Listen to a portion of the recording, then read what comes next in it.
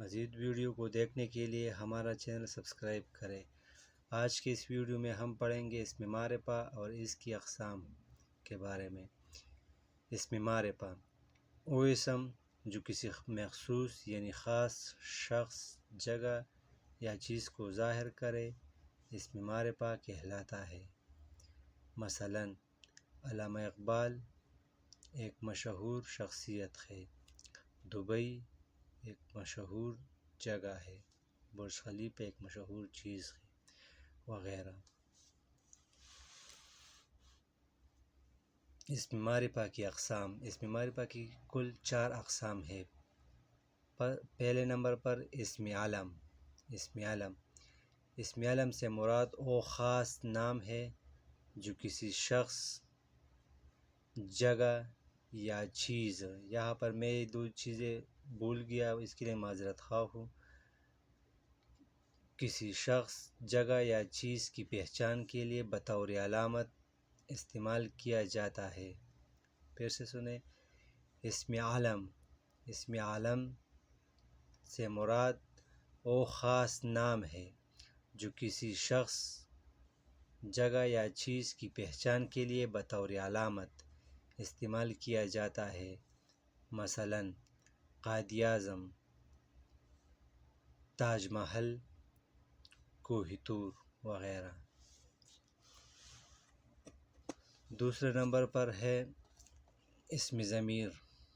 اسم ضمیر وہ کلمہ ہے جو کسی اسم کی جگہ استعمال کیا جائے اور اس سے تحریر میں خوبصورتی اور روانی پیدا ہوتی ہے۔ اسم ضمیر وہ کلمہ ہے جو کسی اسم کی جگہ استعمال کیا جائے اور اس سے تحریر میں خوبصورتی اور روانی پیدا ہوتی ہے۔ مثلاً ماسٹر رفیق ہمیں اردو پڑھاتا ہے۔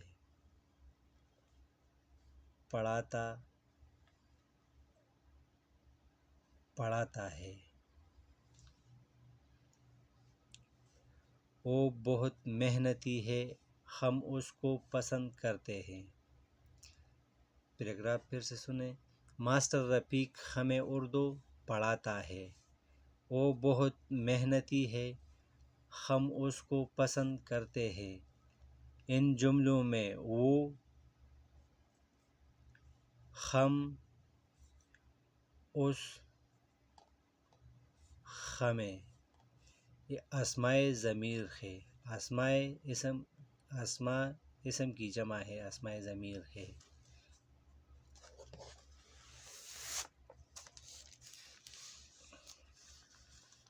تیسرے نمبر پر ہے اسم اشارہ۔ اسم اشارہ وہ کلمہ ہے جس سے کسی شخص، جگہ یا چیز کی طرف اشارہ کیا جائے۔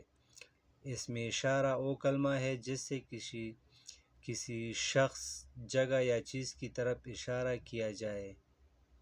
مثلاً وہ پہاڑ، یہ میز، یہ لڑکا، وہ دریا، وغیرہ۔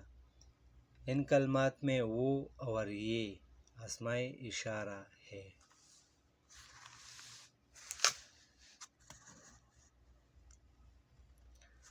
4 نمبر پر ہے اسم موصول۔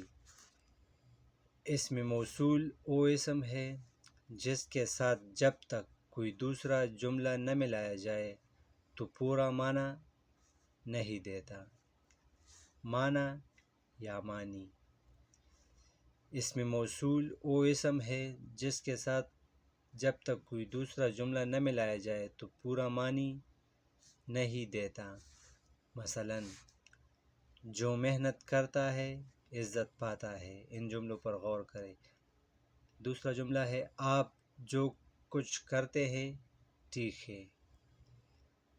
تیسرا نمبر، جوں ہی ہم اسکول پہنچے گھنٹی بج گئی۔